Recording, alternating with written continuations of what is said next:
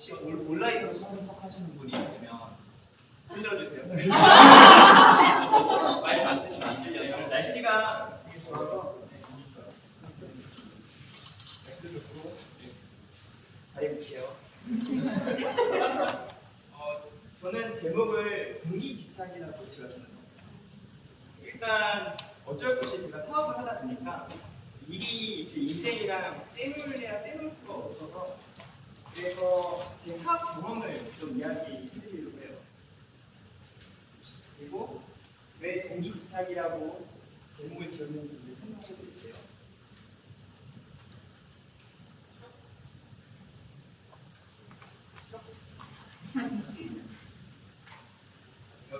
한번 지금 해볼게요. 됐어요. 이게 뭐 되게 멋있게 보이지만 여기 보면은 출처가 나오죠. 비즈니스가 어떤 식으로 운영되는지에 따라서 그 기업가의 유형을 나누는 거예요. 딱 봐도 이 회색라인 좀 뭔가 처절해 보이죠. 이게 란드스가 왜 이걸 썼는지 모르겠어요. 이 웹사이트에서는 이게 이제 남아프리카 공화국 화폐예요. 돈이라고 하시면 돼요. 레비뉴는 수익이 나는 거고 인베스트 투자하니까 내가 마이너스가 나는 거죠. 근데 레드 라인은 딱 봐도 그렇죠? 먹고 살기 힘든 수준이면 이 아래. 서바이벌리스트라는 거는 생존만 하는 상태. 그리고 우리가 아는 스티브 잡스나 아니면은 뭐 일론 머스크 같은 유형은 엄청나게 투자했다가 마이너스인데 급격하게 성장해서 혁명을 일으키는 레볼루셔너리가 인더스트리얼을 했어요. 저는 여기서 어떤 유형이냐면 저는 이 어떤 유형도 사실은 아닐 수도 있는데 제가 추구하는 게 있어요. 여기 라이프 스타일 엔터테인먼트가 제가 추구하는 이름만 들어도 조금 힐링되는 그런 제목이죠. 이거 그냥 원문 써는 거예요. 저 사이트에 있는 원문을 썼는데 라이프 스타일 엔터테이너의 특징이 돼서 나오는데 제가 여기 있는 건 해석을 해보니까 여기 이제 어떤 사람들을 얘기하냐면 자기 취미를 추구하기 위해서 어떤 사람은 네일샵을 운영하면서 자기 아이들과 시간을 보내기도 하고 그리고 어떤 사람은 이제 자기 음악을 하기 위해서 좀 더 이제 카페 같은 거나 아니면 자기 숙박시설을 운영하는 사람 어떻게 보면 기업가의 모습하고 조금 다른 모습인데 그런 거를 추구하는 사람들이라고 해요. 근데 아까 서바이벌리스트나 좀 그런 다른 사람들이랑 좀 다른 건 구조를 만들어서 그 구조로 인해서 내가 좀 투자를 좀 하고 그걸로 인해서 수익을 좀 안정적으로 추구하는 다른 사람들보다 더 많이 벌 수 있는 환경을 추구하는 사람들이에요. 해석도 안 해주면서 그리고 이제 제가 사업을 하면서 남은 숫자들이 현재 진행형이긴 하지만 이런 숫자들이 저한테 남아있어요. 일단 11년은 제가 사업을 한 기간 사실 이번이 두 번째 사업이에요. 대학생 때 사업을 하는 경우이고 그 다음에 회사 생활을 한 다음에 제대로 창업을 한 거는 이번이 두 번째고 11년 동안 일했고 그리고 저는 8년 정도를 좀 고생을 했어요. 최저임금보다 조금 더 남았어요. 그래가지고 8년이라는 고생한 시간 4%는 이직률 11년간 이직률 와우. 일단 스타트업이라고 하기는 너무 긴 시간이에요. 그래서 조금 그런 일을 많이 겪었어요. 너 사업 좀 오래 했는데 돈 못 벌고 그러는데 너 능력은 있잖아. 그러면 사업 때려치고 들어가서 일이나 해서 좀 안정적인 삶을 살아. 너 왜 혼자 고생해? 그리고 또 이렇게 시간이 길어지면 사업을 투자를 좀 뭔가 하거나 할 때 사람들이 별로 신경을 안 써줘요.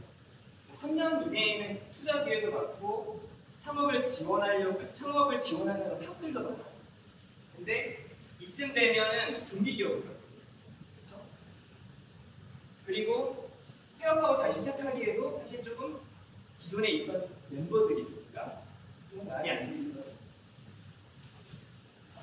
그리고 저는 또 운이 좋게 투자자분이 한 분 계신데 엔젤 투자 진짜 엔젤 투자자예요.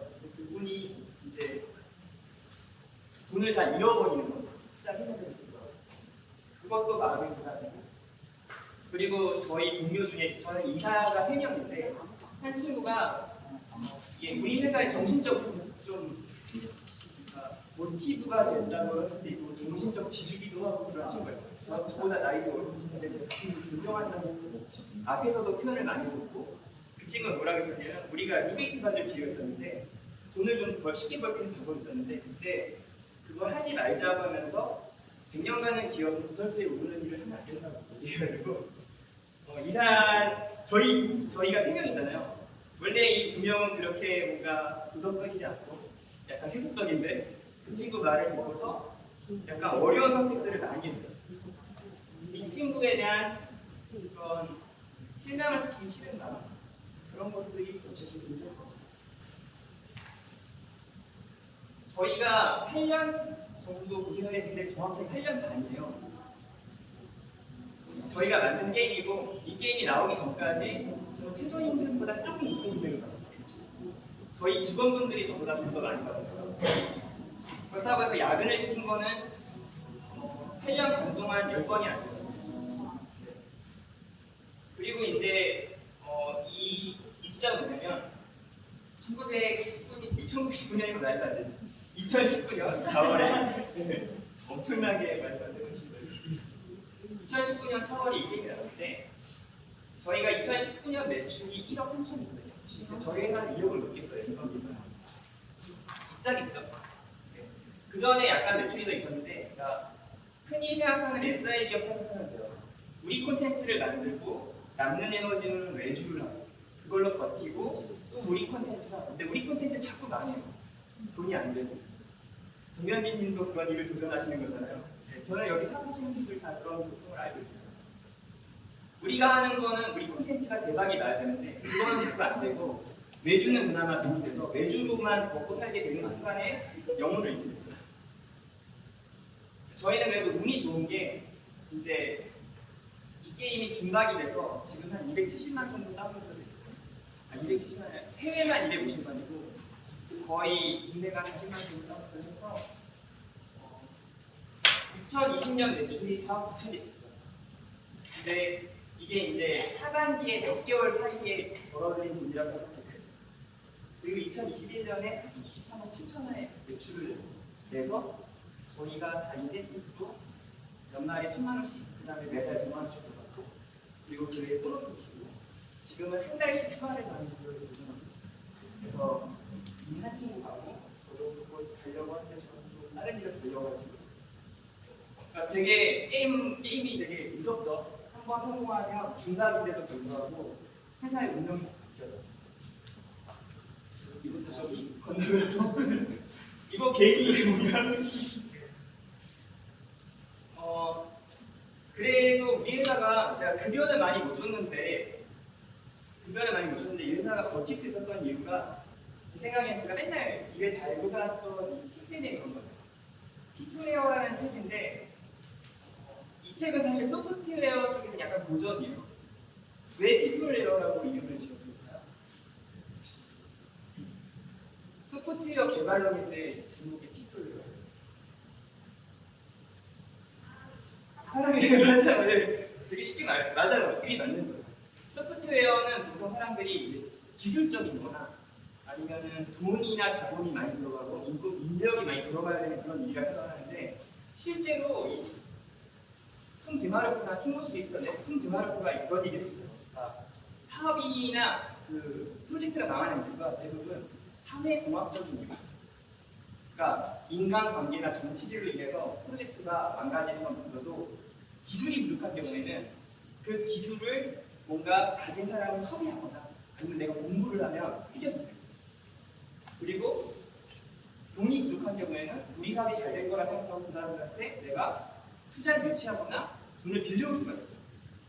근데 사람이 관계가 깨지면 일이 될 것도 아니고 그래서 이 사람 같은 경우는 뭐 깨지는 그런 일이 없다는 게 아니라 대부분 사람 때문에 망한 거야. 저희 같은 경우는 약간 힘들어도 야근 안 하려고 하고 그리고 예전에 진짜 어이없는 경험이 있었는데 잠재적 고객이 우리 회사 놀라서 나이가 좀 많으신 분이 했어요. 근데 디자이너분들이 여자였고 오자마자 여직원한테 커피 좀 타오라고 하는 거예요.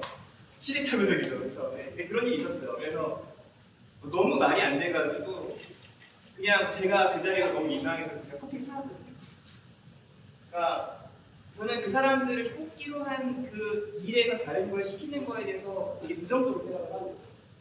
그래서 디자인하는 친구들이 디자인만 하고 개발을 하는 친구들이 개발만 하고 뭐 100%라는 건 세상에 없어요. 하지만 그걸 지켜주려는 모습을 보여주는 거죠. 그래서 아마 급여는 만족스럽지 못했어도 더 다른 데서 더 돈 많이 벌 수도 있지만 그런 친구들이 계속 같이 있었고 그들이 또 능력이 뛰어나서 돈을 더 벌 수 있는 기회가 있을 텐데도 저는 중간중간에 인센티브 규칙을 저희가 냉장고에 좀 익히지만 A4지 그 인센티브 규칙을 어기지 않았어요. 그러니까 한 달 동안 그러니까 저희가 되게 직관적인 규칙을 정했어요. 우리 유지비가 1년에 한 달에 한 700이 들어가든 1000이 들어가든 2000이 들어가든 상관없어요. 그 인건비로 들어가는 게 지금 많이 커졌지만 그 금액을 3배 이상 벌면 우리가 50만 원에서 100만 원 주는 규칙이 차가 계속 변해왔기 때문에 그 규칙이 있고 합의하에 그 규칙을 바꿔왔고 그리고 그 규칙을 지키는 모습을 계속 보여줬어요. 그리고 이번에도 돈을 비축해서 우리가 다른 프로젝트를 벌릴 수 있었는데 그러지 않고 최대한 배분하는 데 먼저 돈을 썼어요. 그런 걸 약속을 지키는 게 좀 제가 생각했을 때 이중률이 낮은 이유일 거예요. 그래서 계속 더해서 계산해 보니까 제가 3.67 그 정도 저는 이 퍼센티지가 나중에 1 이하로 내려가는 게 제 목표예요. 그리고 제가 사업을 하면서 배운 거는 제가 8년 반 정도 고생을 했으니까 저는 성공 확률을 높게 생각하지 않는 게 되게 중요한 다짐 같은 거예요. 예를 들어서 누가 어떤 사람이 어떤 일을 할 때 그 일에 대해서 제가 함부로 말하지도 않고 그냥 내가 그렇게 못했으니까 그리고 내가 어떤 일을 벌일 때 자꾸 실망하기보다는 그냥 내 성공 확률 높지 않지만 다시 해서 계속하면 언젠가 된다는 그런 마음이 좀 많이 굳어져 있어요. 실제로 보면요, 이게 이제 스타트업들이 투자받은 회사들만 따진 거예요. 실리콘밸리에서 100개를 투자했는데 생존하는 게 10개고 그 중에 1개가 유니콘이었어요. 근데 이 100개에 들어가기가 없고 현실이 이렇거든요. 그러니까 내가 특별할 리가 없다고 생각하는 게 그다지 나쁜 논리가 아니에요. 그리고 저는 이제 다시 시도하는 게 중요하다고 생각해서 여기 목표에 원래 처음에 쓴 단어는 다시 뛸 수 있는가였는데 근데 제가 생각해보니까 내가 되게 죽도록 힘들었을 때는 뛰는 게 아니라 다시 기는 것도 힘든 거예요. 어떤 사람은 알겠지만 그래서 저는 가장 중립적인 단어로 다시 할 수 있는가라고 글을 썼어요.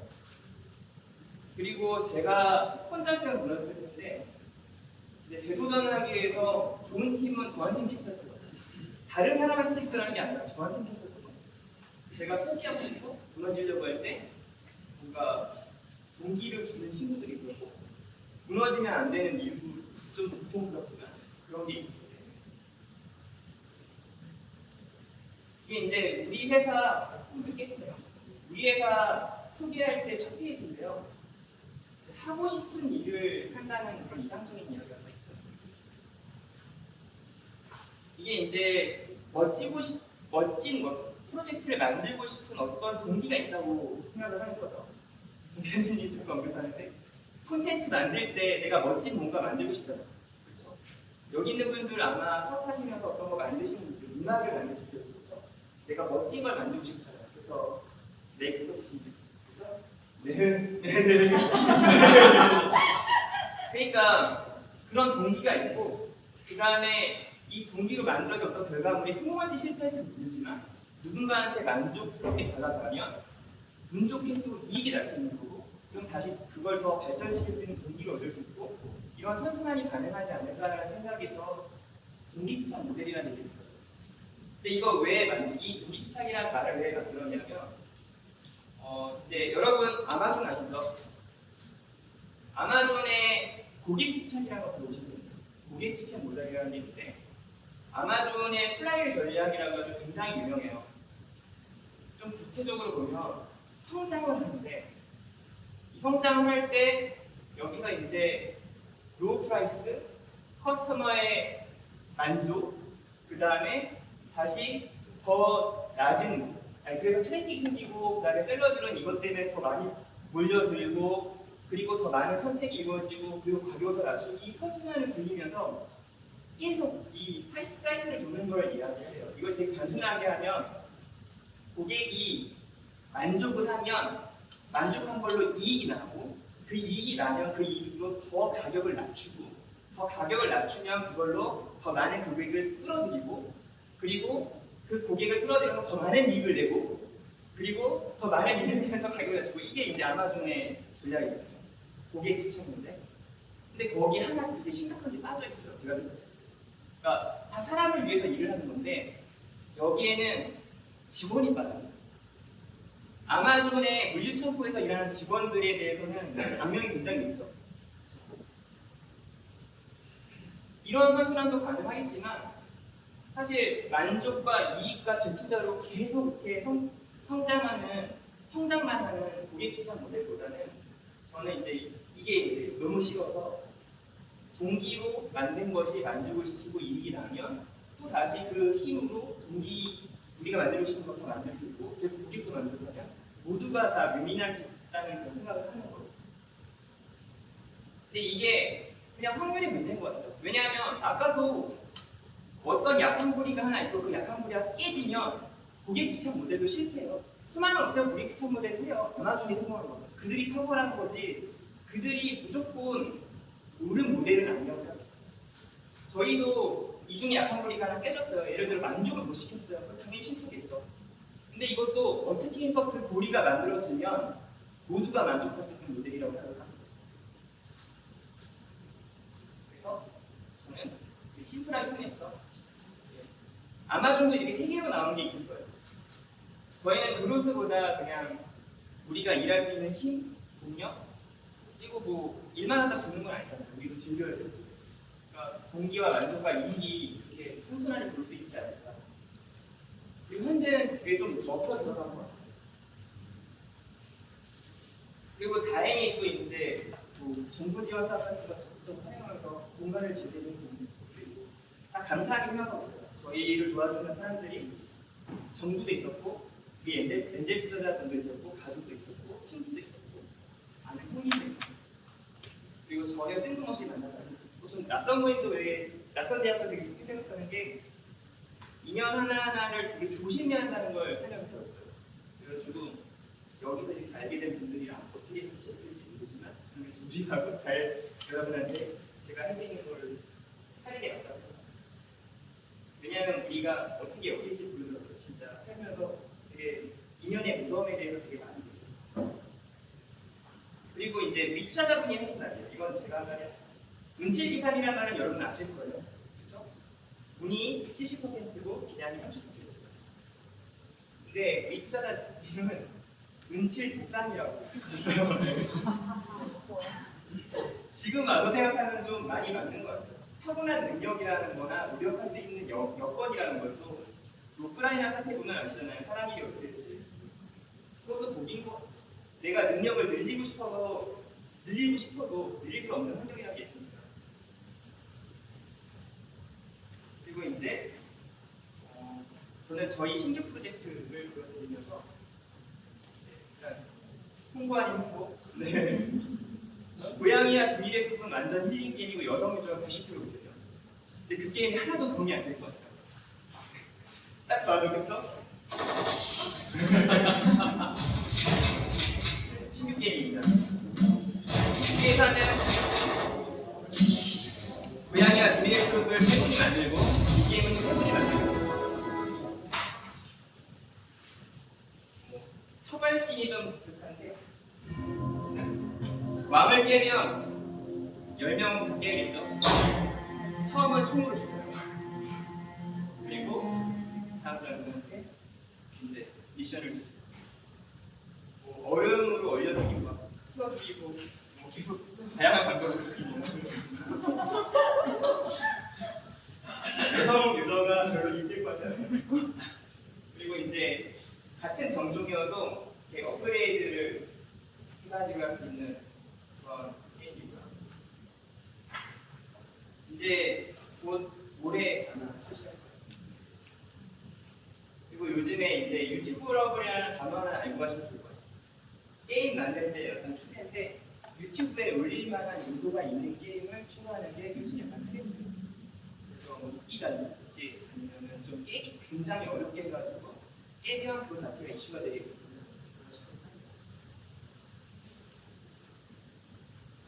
목표는 도착하죠. 일단은 일본은 뺐어요. 독일도 안 되겠죠. 딱 봐도 2차 세계대전 컨셉이니까 독일이랑 일본이 좋아할 게 없을 거고. 그러면 좀 큰 시장이 날아가는 거고. 미국이랑 영국이랑 프랑스랑 캐나다 이 정도는 이제 기분 좋아할 거죠. 그래서 여기 시장을 잘 계산해 보니까 65조 원이라고 뉴주라는 웹사이트에서 나오거든요. 여기에서 우리는 50억 매출을 내고 싶은데 1%를 확보하면 325억을 벌 수 있어요. 매출로. 저희의 목표는 0.13%였나? 그렇습니다. 이 시장에. 감사합니다. 네. 저는 뜬금없이 끝났죠. 질문 같은 거를 좀 받아야 된다고 생각했고요. 저는 발표를 더 길게 하는 것보다 약간 질문을 주고받고 그러는 시간을 좀 마련하지 않을까? 네.